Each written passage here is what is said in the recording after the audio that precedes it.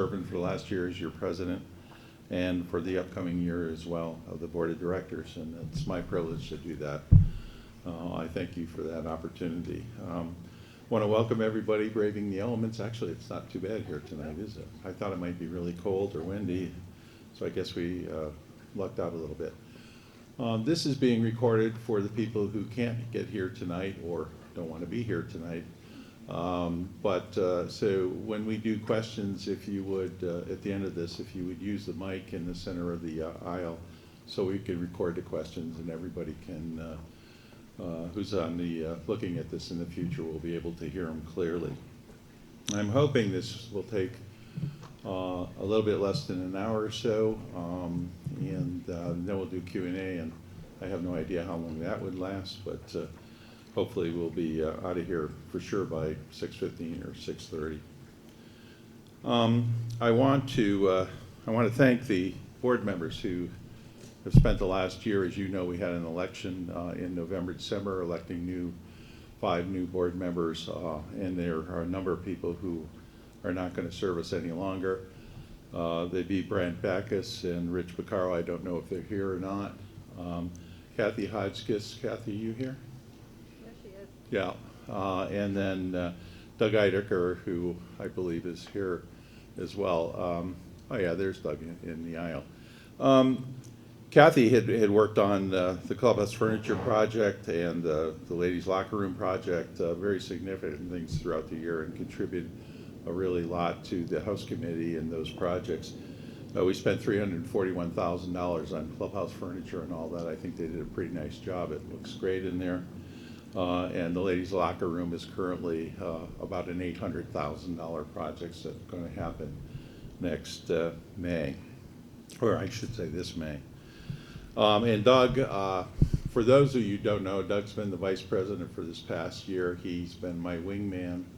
One of the things we've instituted is every week we have a meeting with management here and download to the board president and in this case the vice president as well. So Doug's been with me every step, with me almost every meeting, and kind of as a person who advises and also is informed in case he needs to take over for some reason or another. So I want to thank Doug especially for all the time and effort he's put into that, because it was very, very significant over the year. The December elections for the new board, about 55% of the membership, or 219 people, voted. That is way in excess of people who have voted in the past, but about half of the membership or so. And elected to new positions are Pat Simpson, who is behind me. Pat is somebody I recruited for the board because she's excellent in marketing and communications and organization. She was part of the membership committee for years. She would sit there, listen to things, and then when she spoke, she had a way of taking the big picture and boiling it down to the line where you need to take action, and that's a real talent you don't find very often. And Pat contributed just a ton at that point in time. The next person is Iris Snyder. Iris here too.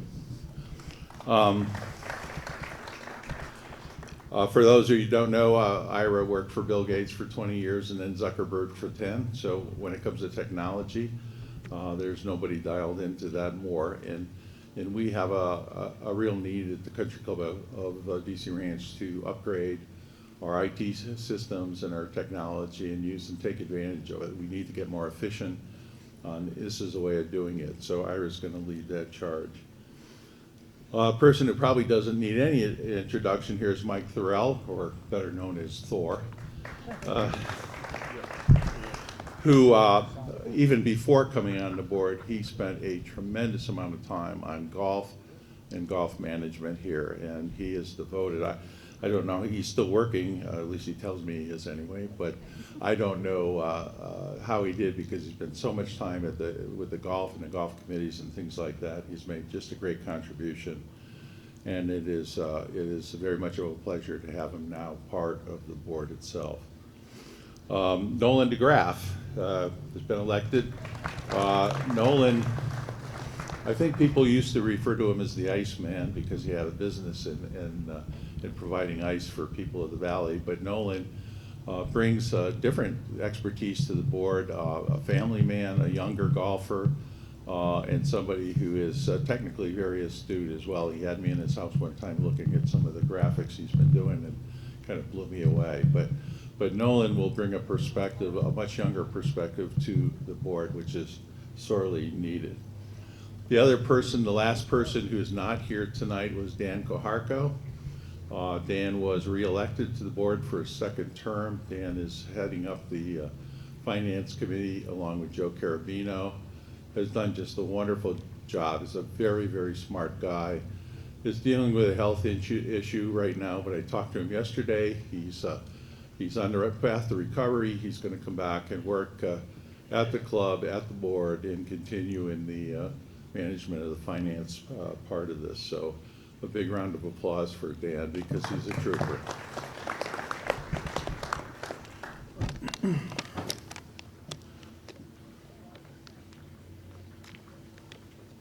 So those people joined Joe Carabino and Tom Headley, Basil Christopoulos, and myself to form the board of 9 people who will be shepherding the club throughout the next year. And I want to thank them for their contributions in 2024 as well.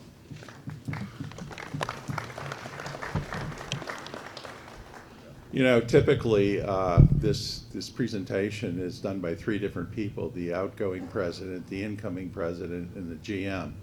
That happens to be me, all of the above right now. So I'm going to take the role of doing things that the GM would do, is an introduction of the senior managers at the club. And the first person is Patrick Denny, who's the director of golf. Patrick is in the back there. I think you're all by this time, at least all the golfers are familiar with Patrick. He came to us from Blackstone Country Club, where he was not only the director of golf, but he was also the acting general manager there too, which I found very interesting, and it gives him a perspective on the whole position that I think is pretty unique. So we're happy to have Patrick on board. Dana Parrish, Director of Agronomy and Grounds. Dana's in the back there. Dana spent almost as much time with me as Penny does. It's pretty close.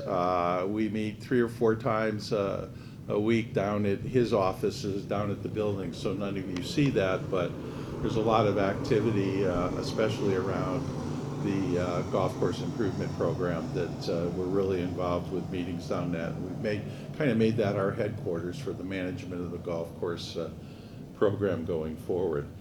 Dana has been with the club quite a few years. His love is the golf course. He preferred nobody played on it so it doesn't get destroyed. But not other than that, he's taken good care of it, and I think we owe the condition of the course being very, very good to Dana and all his efforts. Starts at 3:30, 4 o'clock in the morning to 4 o'clock in the afternoon, so it's a pretty long day when you're in that business, pretty much 7 days a week. Dave Moyer, Director of Racket Sports. Dave, you're here? Okay, Dave's in the back. I think a lot of you know Dave. Dave's been here for about 14 years. Dave, the tennis program is Dave. He made it what it is today, and I've gotten familiar in the last few months with the tennis program and the people down there, and it is a tremendous asset to the club, and we are going to hopefully invest in some things that they need down there with the new pickleball court and other things, and give them what they deserve because it's a very significant contribution to the club. Dr. Tony Magna. Tony, are you here? Tony's not here tonight, but Tony is somewhat of a shaman who runs the fitness committee. If you need needling or any kind of acupuncture and some consultation on injuries and things like that, Tony's the guy. He's been with us about 2.5 years. He's put together a great staff. Anybody who goes down there has to be impressed with the people who work down at the fitness center, and he constantly tries to make what they offer better for the membership and give us what we're going to need. So kudos to Tony for doing that for us. Sherry Farias, Sherry's over there.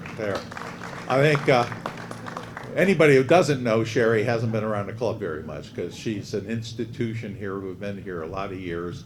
Recently took over the membership responsibilities and done just a fabulous job. She is really the face of the club. New members coming in, who do they meet and who do they see first? It's Sherry. And she is so professional and so competent and so inviting. I think she has a lot to do with people who come in. We have a huge conversion rate for people who take the tour of the club and people who pay $5,000 and sign up for a membership. It's something like almost 50% of the people who do that.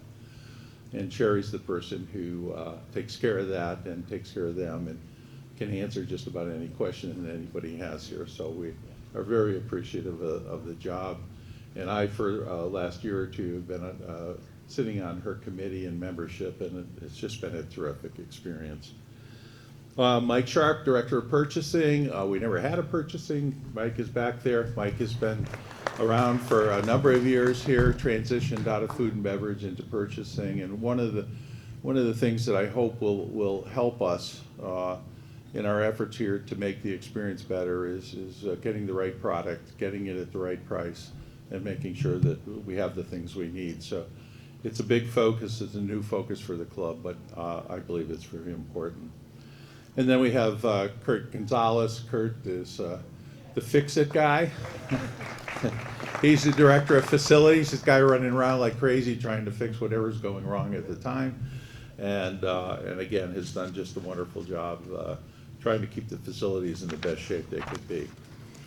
I want to give some special thanks to a few people. Kristen Galt, who is our CFO. Kristen has been here a lot of years, and one of the GM candidates who came through for an interview asked me about her, and I said, she's the rock upon which this place exists, because she has stepped in when GMs have resigned to head up and to make sure things don't fall apart, that things run smoothly, that the finances are in good shape for the club, and anybody who wants direction or advice, Kristen's the person that goes to, and she works hard, devotes a lot of time to the club. And I told somebody earlier today, a lot of things keep me awake at night, but finance is not one of them, because we've got Kristen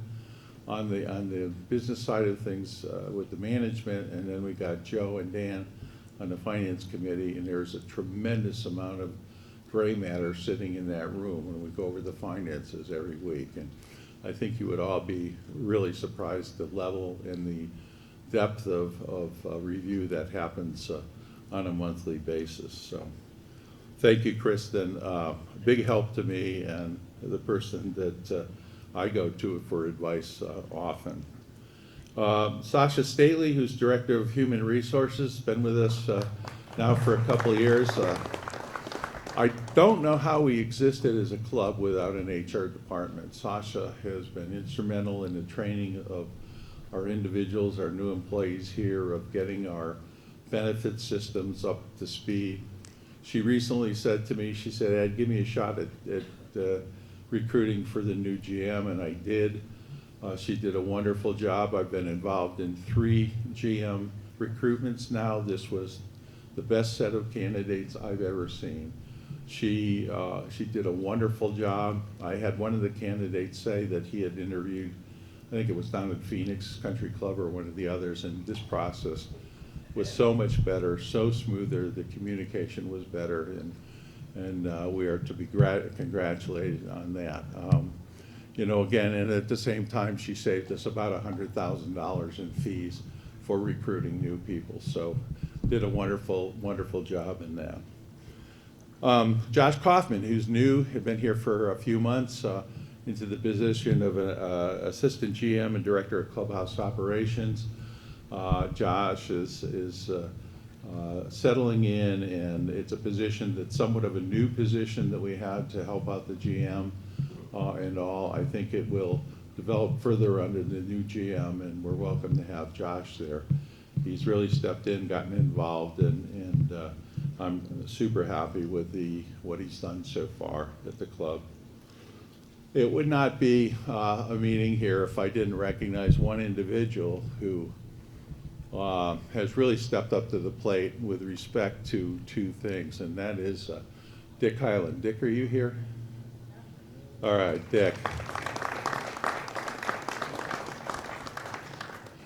Dick, as we all know, has retired. He has an honorary membership here, so he's one of you now, but he still works tirelessly on two things. He has been extremely helpful in the golf improvement program, working with Tom Lehman, trying to get the design finalized and make sure that we deliver the promise of good to great on that.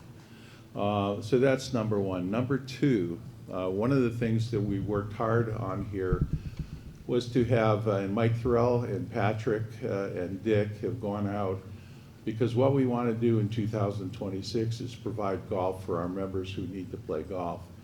And Dick has opened up his little black book and his Rolodex, and I want to tell you, I don't know anybody who around the valley is more respected than Dick. He can get any meeting we need, he can open any door we want, and people are responding to us and doing potential deals with us. People like Greyhawk and people like all the other half a dozen or clubs across the valley who basically say, what do you want to do? We want to help you out. And I'm not sure if they're helping us out or Dick out, but it doesn't really matter because he represents us and he's doing it in a great way. And I want to express my appreciation, I think we're all, to the effort he's been putting in. It's pretty terrific.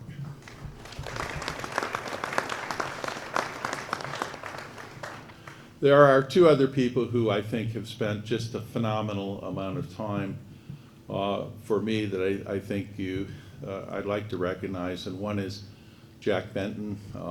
I don't know how many of you know Jack, but Jack's been around for quite a few years. Jack and I meet every Monday morning at 7:30 at AJ's, and we never miss that. We go over everything that's happened. Jack is taking notes and putting together the plan so that everybody is up to speed on what's happening here. He is, in my opinion, one of the brightest strategic thinkers that I've met in my career.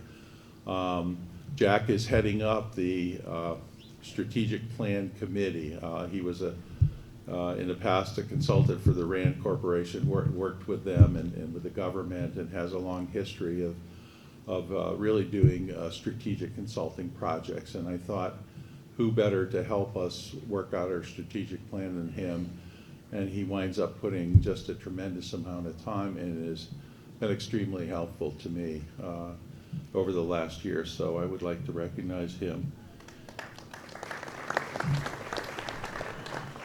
The other person who has put an extraordinary amount of time in has been Mike Thorell, and I mentioned it earlier when we talked about him coming onto the board, but I cannot tell you how many hours this man has put into the golf program.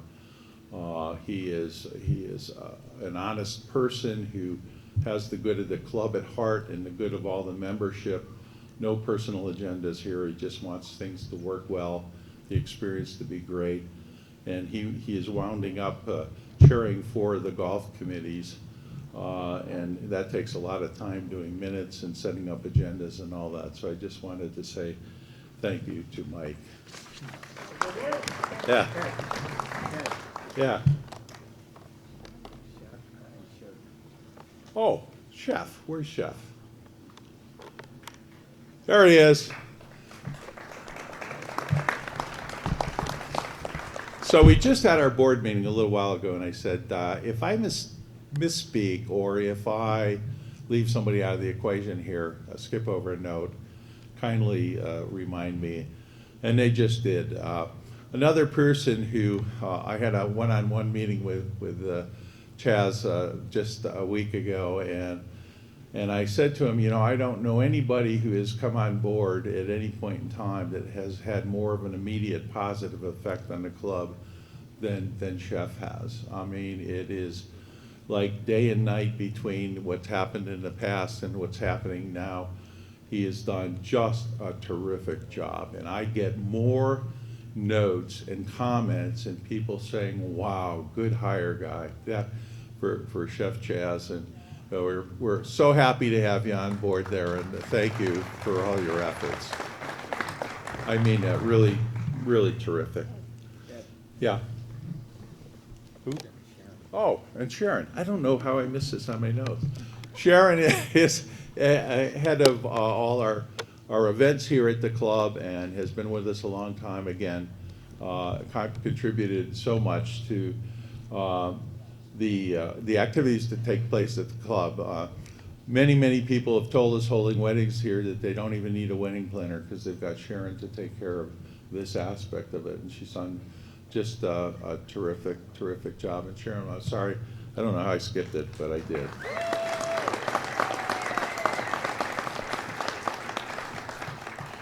Okay, so let's, the program is a quick review of 2024, what I feel the accomplishments have been and where I think we fell short. And there are some areas where we fell short.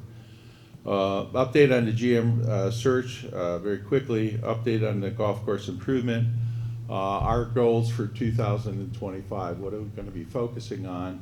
What do we hope to accomplish? And then a Q&A session that's up to you to come to the mic and we'll answer any questions that you have. The accomplishments, when I put this list together, I was a bit surprised that it was as long as it is, because I think we've come a long way in a year. I see it as a year of change, and but we certainly had some significant management changes with Chef coming on board, with a new director of golf, with a operation management assistant general manager, food and beverage head, and soon a new GM. That's 5 major senior manager hires this year. We went a lot of years with no turnover, and one of the candidates for the board seat, or not the board seat, but the GM seat, said to me, "Why all the turnover?" And I said, well, as if it was a big negative, but it isn't a big negative. I think it was a big positive. I think we've brought in some people who are really going to make it happen and improve upon the membership experience here in a big way. And I'm proud of all the people that we've hired. As far as membership goes, we welcomed 26 new golf members last year. Clubhouse members, 32 new ones. Sports Social, 10 new members. Most of those were golf people who converted to Sports Social, or Clubhouse who converted up to Sports Social. That category didn't move very much over the years, so 10 new people in Sports Social is a pretty significant change. And we said goodbye to about 41 people at the club. We expanded the clubhouse memberships by about 25 people. We took it from 150 to 175. All but 4 of those new 25 have been currently sold, and we expect that the last 4 will go fairly soon. We put together a proposal for limited golf for senior memberships. It got board approval, and it'll go to a vote of the membership here probably in February, maybe in March if we can't make it happen that quick. But we have 136 members of this club who are over the age of 70.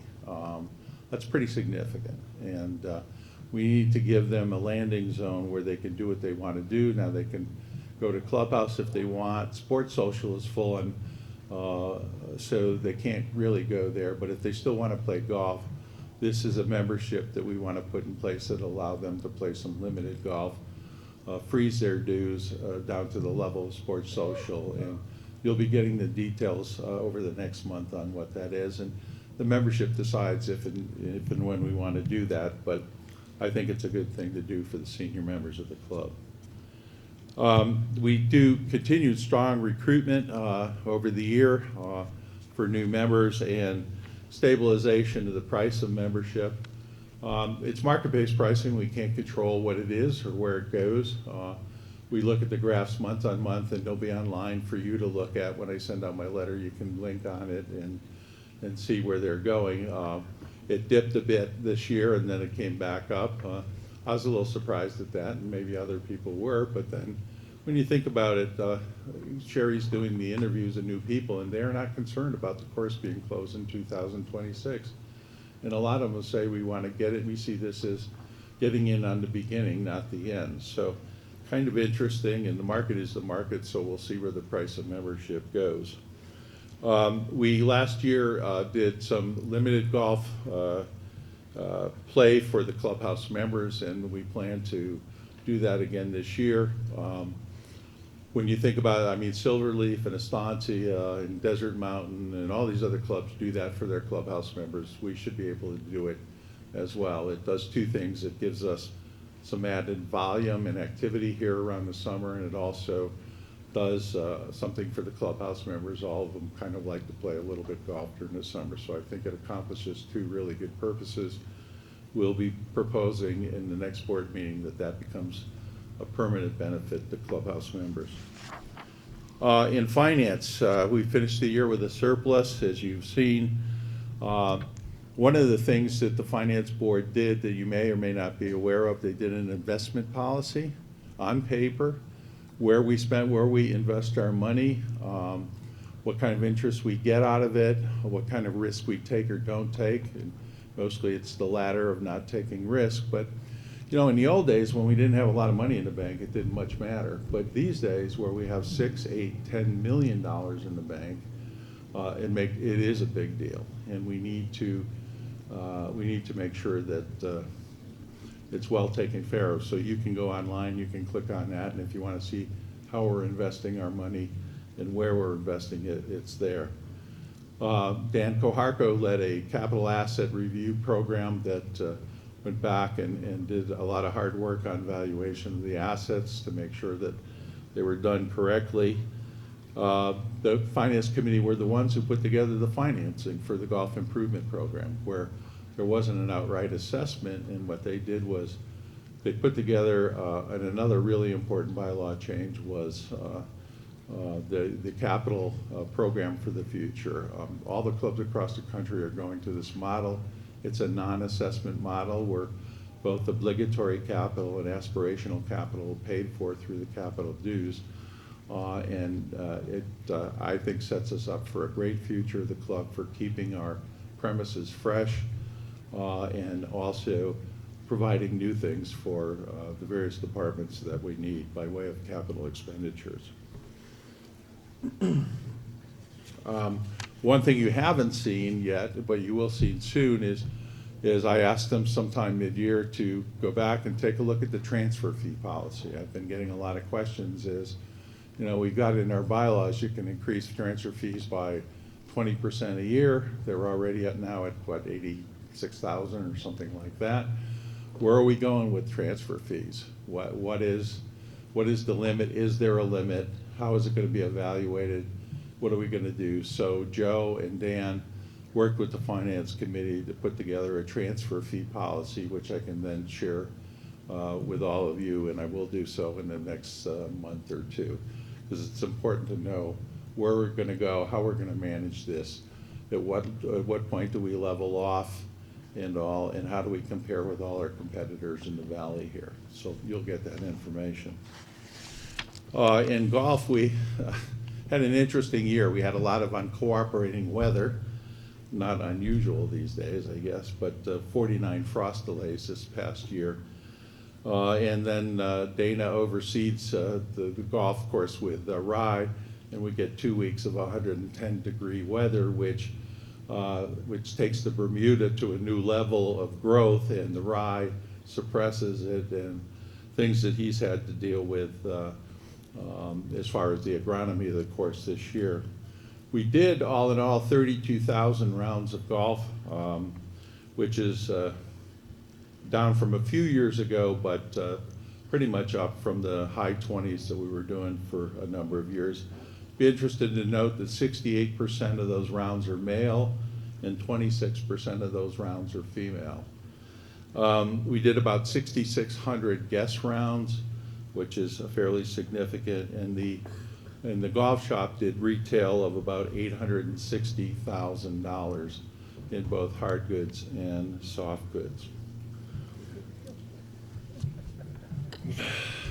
The other thing that Patrick has been working on since coming in is addressing some of the issues that we've had in the golf club itself. Pace of play, structured tournaments, tee time access. There are some issues that need to be dealt with there, and primarily the tee time that nobody loves 7 o'clock a.m. on a Saturday morning. It's not a fun time trying to get tee time. So we're going to try and work through some solutions there. I think we got the right people dealing on it, and we will figure out a way to make it a better experience. People do wind up getting the times, but the experience itself is not very pleasant these days.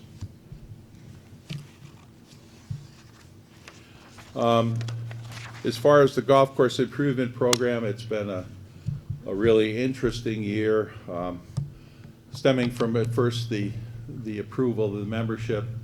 84% of the members supported that. I am really happy about that so many did. I think it's a case where they took off their member hat and put on their owner hat and decided, you know what, it's the right thing to do for the club, for the future of the club, to make that kind of investment. And I'm so happy that the membership took that step and approved the golf course program. We've come a long way as far as permitting. The federal government has already given us their permission, so we don't have to worry about them. We've had 4 meetings with the city. We got their response to our application last week. We're working on getting that done. We've targeted the end of February to get our reply to them. So hopefully we will have the city in hand, and then once we do that, we'll take on the HOA, and that's kind of an open book. Not sure what to expect there. I did, just FYI, have the legal team go over the CC&Rs and all that, so we know, what their authority is, and even more important, what their authority is not. So it'll be interesting to see how that all works out. But I think we've got a number of members who are now involved in the HOA over there. I've spoken with them, and I think reasonable people could sit down and work things out, and it won't be problematical for us.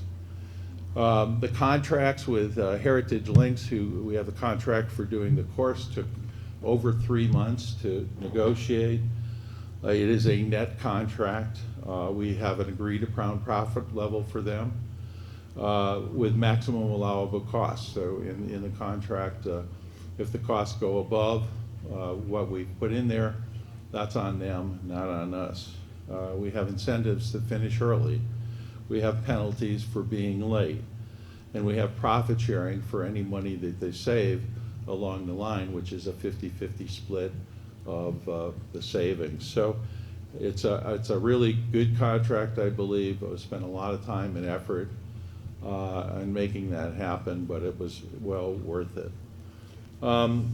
Also, we put together the management infrastructure. We have, and the thing I'm most proud of is that we have so many people within the club working on the golf improvement program. We have a lot of different subcommittees that are working on areas of this, such as landscaping and such as the irrigation system, and so many different areas of this that we have to work.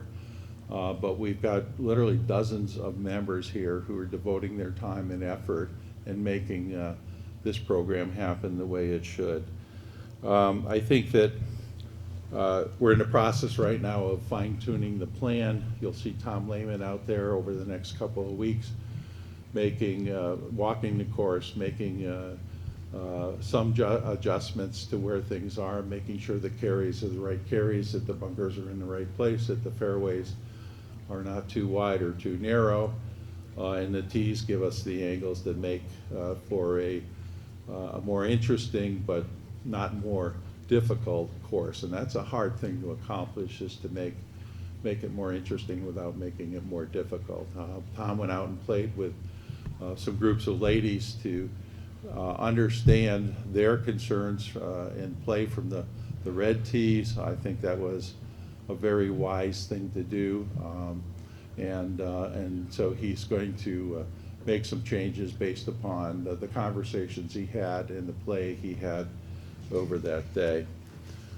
So all in all, I think that the golf improvement plan is in good shape, and we'll continue to hope that Mr. Murphy and Murphy's Law doesn't come to play too much over the future. If it does, it probably would be caused by weather or something like that, which none of us can control. Shortfalls. A lot of things went well, a few things didn't go so well. I think we fell short on capital projects and management of capital projects. I'm disappointed the pickleball didn't get done in the time frame we wanted it to. We didn't get the approval out of the city of Scottsdale for whatever reason. I'm not totally sure, but and the ladies' locker room was another project that we had hoped to get done that got delayed until May of next year. I think when it comes to managing capital projects, we're going to start doing it a different way, with different people being responsible for that. And hopefully, I think that we'll not make the same mistakes that we did along the lines with those this past year. I think we've had a difficult year delivering consistency of the membership experience. It could be good one week and not good the next week, or whatever, whether it be valet or whether it be food and beverage. Somebody didn't like that. But I think a focus on delivery and consistent delivery of services here, I think is really important. You need to be able to come in, and I believe you will, to know that this week on Saturday night you'll get the same meal or as good a meal as you did the week before, and I know Chef is committed to doing that. The other area was dealing with grievances, and that's on me. Not happy with the way it happened, not happy with the number of them getting delayed significantly. A little background on that: when I came in and I saw in 1 year Mark had 19 grievances he was dealing with, which consumed a phenomenal amount of time. Everybody, including myself, was saying, get out there, meet the membership and all that. He wasn't doing it, but he was sitting at his desk trying to take care of some of these things. So I tried to take a page from what other clubs were doing, formed a grievance committee of past presidents who could handle this, thinking that members policing members were better than having the GM or the staff do that. I'm not sure the concept was totally wrong. It's worked at other clubs well, but it didn't work so good here. So we're rethinking how we go about that.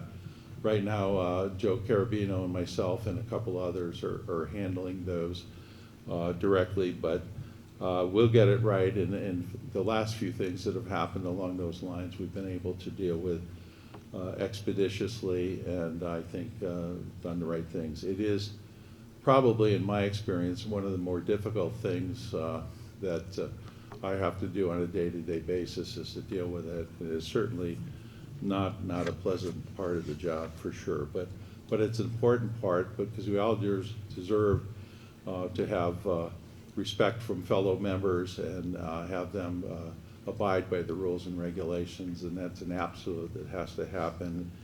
And I will tell you that we will make that happen this year, for sure. As far as the goals for 2025, one of the things is to finalize the strategic plan. It's been a lot of years since we've done a strategic plan here. The demographics has changed. I think the average age has gone from somewhere around 54 to 62. The amount of children has decreased by about 100, and the ones that are here are in the age group of 16 to 24, a lot of them. We still have 500 children under 24 within the club at DC Ranch. But we have facilities down at the fitness building, teen centers, things like that, some of which are being used, some of which are not being used. And we have resources that we have to allocate on an annual basis here. You know, there are golf clubs in the world that are just purely golf, and that's pretty easy. We're a country club, but we are also a golf-centric country club, a club that was built around golf, that the major draw for this whole area was golf, and things like fitness and rackets, and to some extent even food and beverage, are all ancillary to the golf program itself, but they become important parts of people's lives here. And one of the things I've learned from part of the strategic plan, which we've been doing focus groups, is the necessity of creating the social environment where the members can meet other members, meet new members, can congregate it, and can have fun around the particular activity that they want to do. So I think that's going to be an important focus for us in the future. And Jack Benton's going to lead that charge, and I'm sure we'll get it right, but hopefully we can get that accomplished by mid-year this year for a new strategic plan.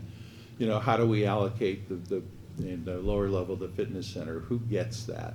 Who gets to use it? And things like that. And also, if we're going to spend new capital on these programs, where are we going to spend it? So important decisions, and if there's an old saying, if you don't know where you're going, any road will get you there. But I think we need to know strategically where this club is going so that we can make the right kind of decisions on how we distribute capital and put our efforts around the club. The Golf Course Improvement Program obviously is key and foremost. The planning, the purchase and staging of materials happen this year, the down payments on grass, which have to happen a year in advance, the down payments on 6 miles of pipe that go into the irrigation system. We want to complete 5 under-road crossings of the irrigation system under Desert Camp in 2025. In August and September, we have to take out all the trees and bushes and all that and put them into a nursery because you got to do it before the cold sets in. So that'll be happening this year. We've got to set up 3 nurseries. We think about 3 nurseries around the course, figure out how to get water to them and all. And so there's a lot of work that needs to be done in 2025, plus all the planning for 2026. First and foremost is this away plan for 2026. I talked a little bit about the golf effort that is taking place.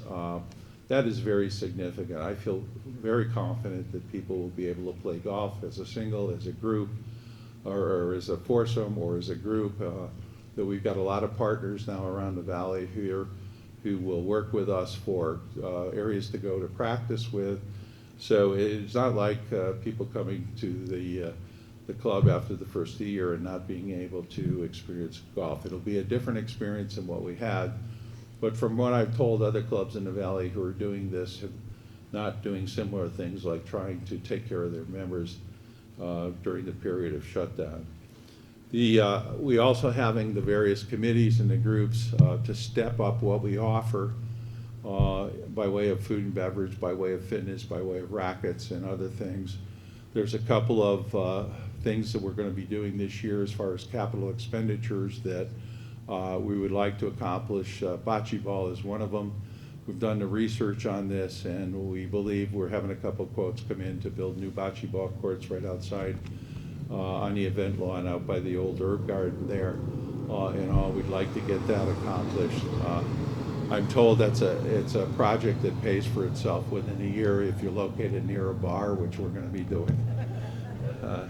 But it's a place where people can congregate and have fun and again, enjoy the social experience with their fellow members. We're also going to try and spiff up the entry here. We've hired a designer to redesign the whole entry to the club. I was over at Paradise Valley the other day, and it's really nice driving in there. You look at it, it looks like a really class act club and all that. And I think we've somewhat missed the mark here on not taking care of this entryway over a number of years, and we need to do something to make it look like and representative of the club we really are. So we're going to be working on a plan to do that, and I'm hopeful that by the end of the year we can get that done. We're going to try and continue to drive new memberships. It's really important to market ourselves. We've done a lot of research on what the message should be and who to go out with. Turns out that, you know, in the club business, the two main sources of new members coming into the club, one is the real estate people, because they have the contacts of people moving in the area, and the other one are members' current membership. So most of your new members come from those two sources, so we've got to figure out incentives and way to make that happen. We want to hire the best GM candidate we possibly can, give them our total support, and create an environment where they're going to be successful. Having interviewed just recently, and we're bringing 2 candidates back for a full day, a second round. We had 5 viable candidates, 1 lady, 4 gentlemen, and any of which who could have stepped into the position, but a couple of them rose to the top in terms of their experience and what we believe we need here at the club. So we're excited to do that. Stay tuned. We hope to have a decision somewhere by mid to late February, and then when they start will be somewhat dependent on their ability to extract themselves from the club they're currently at. These are people who were not out on the job market. These are people who we went out and recruited. We sent letters to them inviting them to, because of their reputations, their 10+ years of experience as a general manager, invited them to come in, look at the club, look at the opportunity and all that, many of which did. So it's a little bit different extracting a person from a club where they were perfectly happy at, but this is a bigger opportunity for them and a better opportunity for them. And so I'm excited that we're getting to the point where hopefully we have a decision fairly soon on this.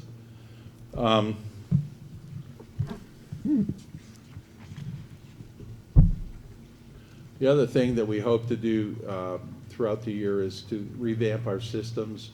We've got Ira working now with our IT company and Kristen, and try and get the systems in place that are utilize the cloud and all the new benefits that you get.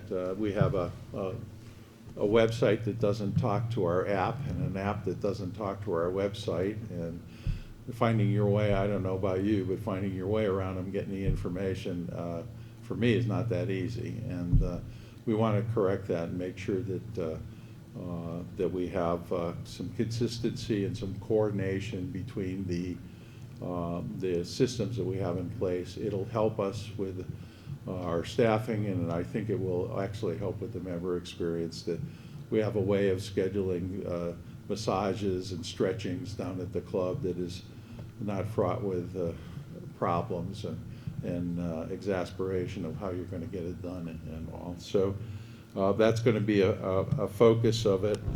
We, as far as communications go, we've tried to step up the communications to you this year, and I am very cognizant of the fact that it would be a big mistake to over-communicate and get all these things from the clubs, from different departments and all that, some of which you're interested in, many of which you're not.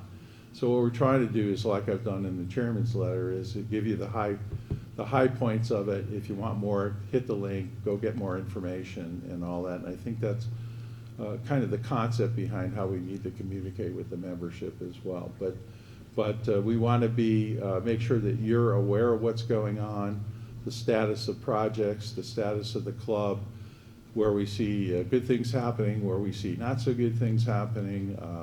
We don't try, I think, to filter out any kind of negatives, but let you know as co-owners of the club, you know, what's really happening around here.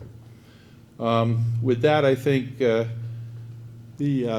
plan for 2025 is aggressive, but it's going to be fun. I think if we accomplish what we set out to accomplish, we'll have taken the club to a new level.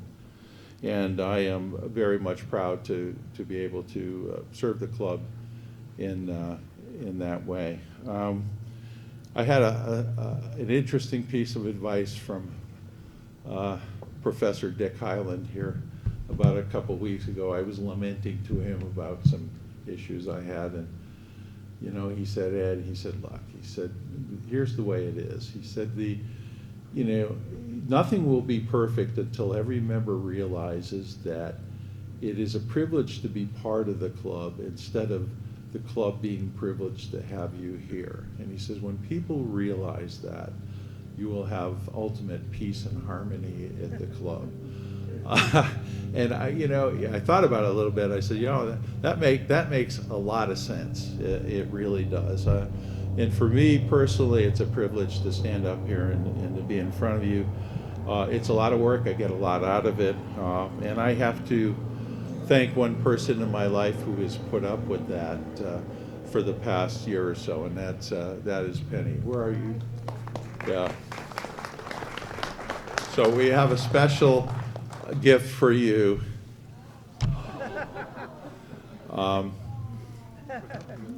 She did that throughout my business career, but we were getting paid a lot of money to do that. So there was an end benefit to that, but I have to tell you, the countless hours that I'm at home working on things or not being there these days, she's been a trooper in supporting all that, and I thank her very, very much. And with that, I will end the official meeting, and we can open it up for questions at the microphone. So thank you very much.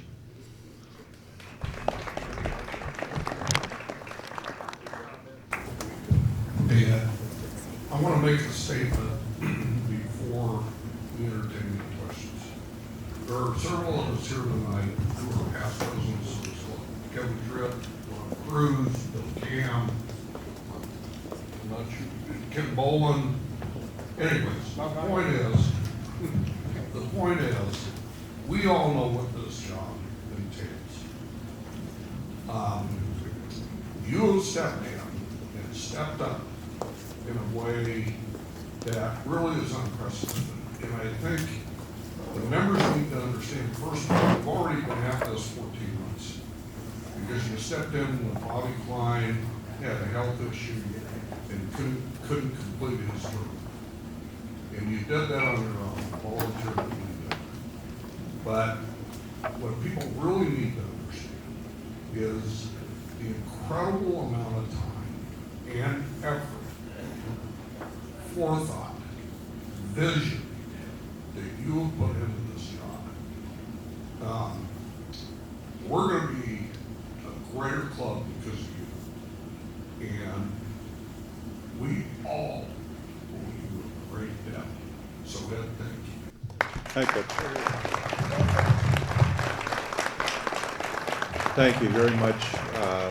My pleasure. We've been here 26 years. We've made our lifelong friends here. And it is indeed a privilege to be part of the club. So thank you very much. Any other questions that we've got here?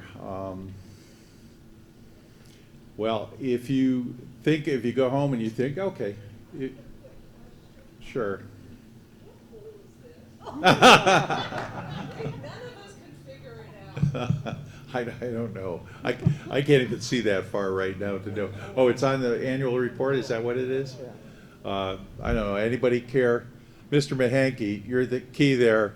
What do you think? Yeah. Yes, sir. My name is Gary Goldberg. My wife and I have been members for 25 years, and I must say the club has never been in better shape than our experience. Having said that, the concern that I have results from speaking to those who are being affected as employees who are on the golf stand. You and I, we were kind enough to spend 45 minutes with me. I have previously written a letter to the board. Several members responded. But my concern is, after speaking to some of the employees, they do not know how they're going to earn their money next year. They are not in a position where they may be exactly like some of us. And there seems to be a failure of communication, which you and I spoke about, to let them know who we want to keep, how are we going to keep them. You and I had a discussion, I gave you some ideas as to how to maybe fund that period of time. Some related we talked about, lessons at other clubs, but the failure to communicate to these people leads them to the The responsibility of the board is to achieve, communicate, to figure out where the money comes from. I've been privileged to run these boards. 2 college boards, including my own, 2 hospital boards, New York City Fire Department, after 9/11. So, a board like ours is fabulous. And we talked about it for 45 minutes. The only disappointment I have tonight is the failure to mention what does Gordon, Matt, Todd, what do they specifically do next year? They don't know. That's their response. And I've asked, so please address that. Thank you. Sure. Thanks, Gary. And you're right, we met for 45 minutes or so and discussed this. So a couple of things is as I said earlier, the club is not going to be shut down. And the number of people for which 2026 really affects their job is actually quite small. Dana's whole crew is going to be working with Heritage. We're getting credit for the money that they're going to be doing, taking sprinkler heads out and removing sand and taking out the drainage systems and bunkers and putting down fertilizer and things like that. So they're taken care of. We don't have to make any adjustments there. Certainly all the food and beverage people, all the fitness people, all the rackets people, life is not going to change, and the jobs there are not going to change. So that boils down to really a handful of jobs that is going to be affected by this. And let's take the golf staff and the golf people themselves. We're going to be actively working with activities around here, hopefully simulators, hopefully other things that are being planned by Patrick and the group that are going to keep the golf members and the golf staff involved in this. And then so what about Todd and what about Matt? Well, Matt himself is when we shut down in July, Matt works doing other things. Matt is very willing to work anywhere in the club, and we will make sure that Matty has a place to work. And Todd and I had a conversation about this in years past. He went up to Silverleaf and all that. But if the golf program does what we hope the golf program is going to do, that there'll be activity and a need for golf for Todd to keep on doing what he's going to be doing. That it will still be active in the shoe department and all that, although the people won't necessarily be playing all the rounds here, but they will still be playing rounds. You know, it is our intention to not let anybody go. It is our intention. Now, there's a certain amount of people who leave over the course of the year or so. Are we going to replace them or not? We'll have to think about that. We may or we may not. There's a fair amount of part-time employees who are here for a season and leave, and we have the option of not hiring them back as well if we need them or we don't. And then there are just places that we can have other people work, and Kristen and I and Sasha have been talking about those people, where they go, what they're going to do. We've discussed with Greyhawk about the potential of using that, the training facilities over there for giving our members and golf pros opportunities to give lessons and things like that, and other clubs could do that as well. So it's not like we haven't been thinking about it. It's not like we have an intention to have layoffs of key employees who've been here a ton of time. But also, the employees have to be willing sometimes to do something different. You know, do we need a cart person out in a cart golf during the time? Well, obviously not, but there will be opportunities for that person to do other things. Now, whether they want to do it or they don't want to do it is kind of up to them. And if they get very particular and then there may not be a role for them. We can't control that. But what we can do is provide opportunities for people to work around here. And I don't know of one person who is currently working here where we have any intention of letting go. And I think we can make that happen over the year. I think that we're a year away from all this happening, and I realize that people have to plan their lives and all that. But I disagree with you very much that we are not taking them into consideration and all, and we will communicate to them when we have some solutions that will be important to them. But I think the majority of people here, it's not going to be a problem. And I can't tell you more than that. I can just tell you that we will try sooner rather than later to make sure that they have their lives in order and can count on us during that period of time. Beyond that, I can't control it. So does that include Cody? Because you didn't mention him. Well, obviously, this is where that came from. Let's be honest. We have to. One of the persons affected by this is Cody. All right, and you know.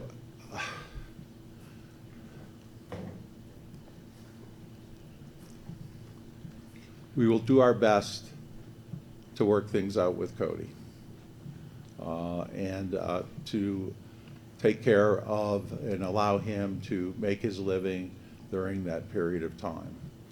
But Cody also has to work with us.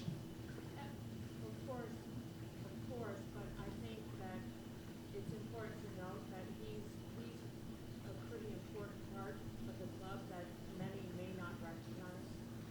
He's an exceptional instructor that I think we're fortunate to have among many other people. So I don't think he should be tossed aside as maybe a casualty. Has he told you that we've tossed him aside?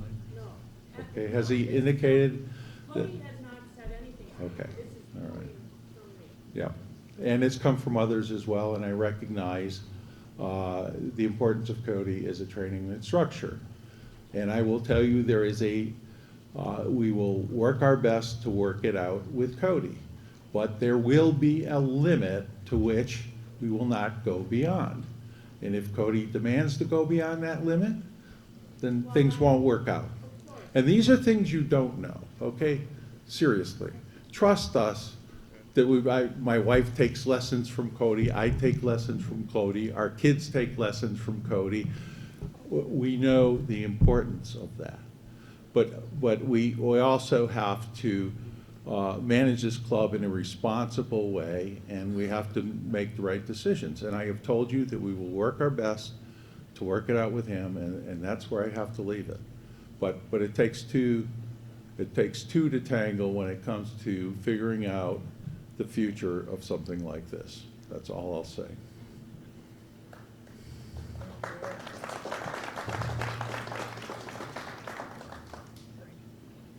Thank you. Have a good night.